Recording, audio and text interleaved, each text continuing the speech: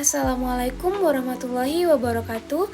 Puji syukur kami panjatkan kehadirat Allah Subhanahu wa Ta'ala atas limpahan rahmatnya sehingga kami dapat menyelesaikan penelitian ini.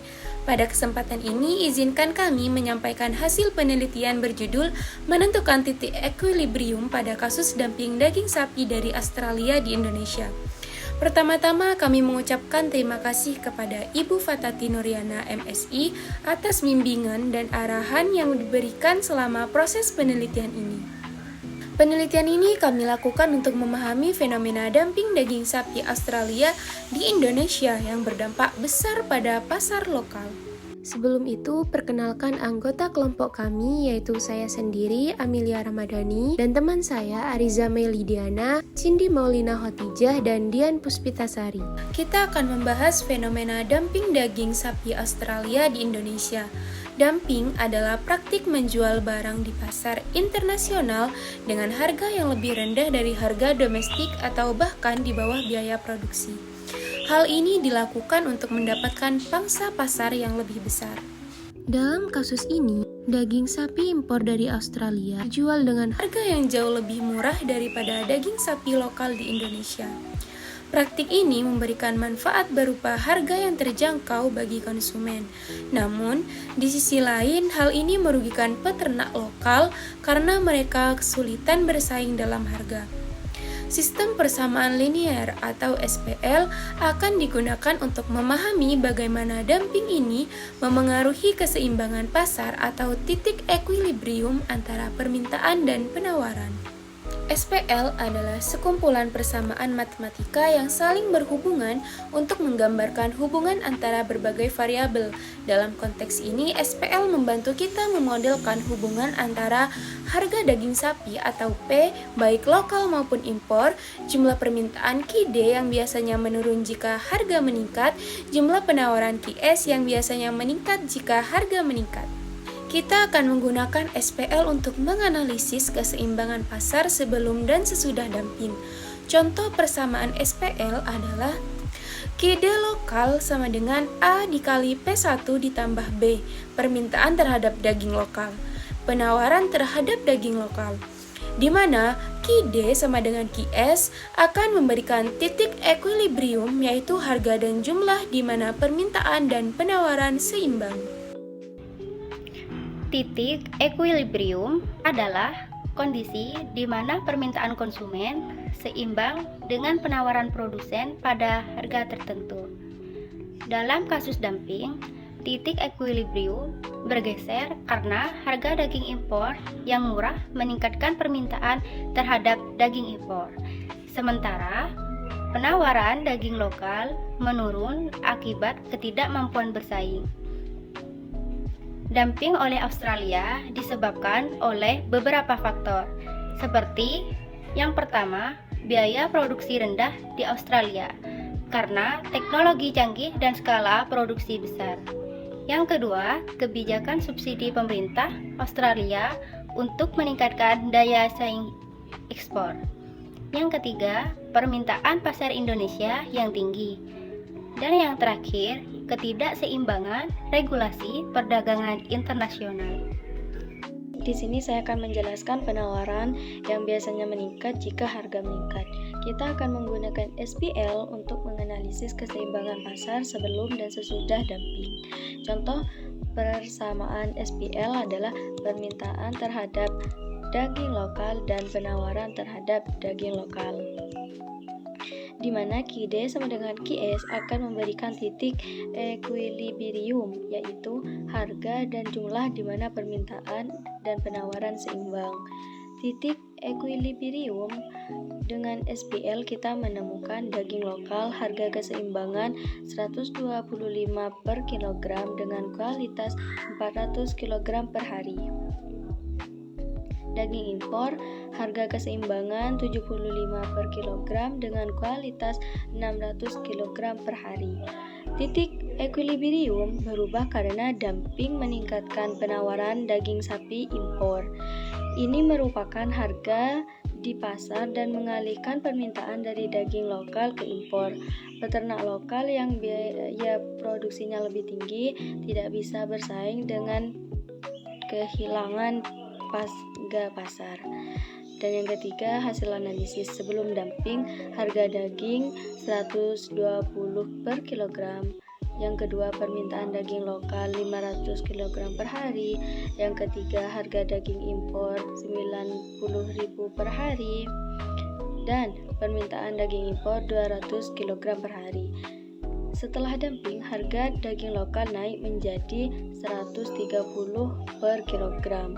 Permintaan daging lokal turun menjadi 300 kg per hari. Harga daging impor turun drastis menjadi 70 per kilogram. Permintaan daging impor meningkat tajam menjadi 700 kg per hari. Titik equilibrium dengan SPL kita menurunkan daging lokal harga keseimbangan 125 per kilogram dengan kualitas 400 kg per hari. Dampak dumping. Fenomena ini memberikan dampak signifikan pada berbagai pihak. Yang pertama, dampak dumping terhadap konsumen. Harga daging sapi impor yang lebih murah meningkatkan daya beli mereka. Namun, ketergantungan pada impor dapat menjadi resiko jangka panjang bagi konsumen. Yang kedua, dampak dumping terhadap peternakan lokal. Dampak dumping terhadap peternakan lokal yaitu banyak peternak kesulitan menjual daging dengan harga yang menutupi biaya produksi.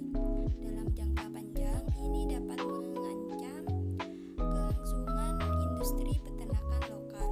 Yang ketiga, dampak dumping terhadap pasar. Pasar menjadi tidak seimbang dengan permintaan terhadap daging impor yang melonjak dan penawaran daging lokal yang menurun. Ketergantungan pada daging impor melemahkan ketahanan pangan nasional. Yang keempat, dampak dumping terhadap ekonomi nasional. Jika daging impor mendominasi pasar, pendapatan negara dari sektor peternakan menurun, industri lokal tidak berkembang, dan pekerjaan di sektor ini berkurang. Di sini saya akan menjelaskan rekomendasi kebijakan untuk mengatasi dampak negatif dumping. Berikut adalah langkah-langkah yang dapat dilakukan.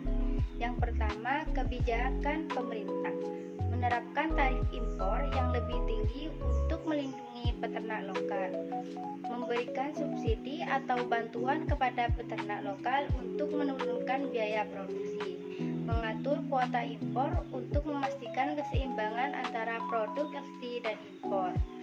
Yang kedua, inisiatif peternak lokal, meningkatkan efisiensi dan diversifikasi produk, misalnya menjual produk olahan seperti sosis atau daging garingan, memanfaatkan teknologi untuk menekan biaya produksi.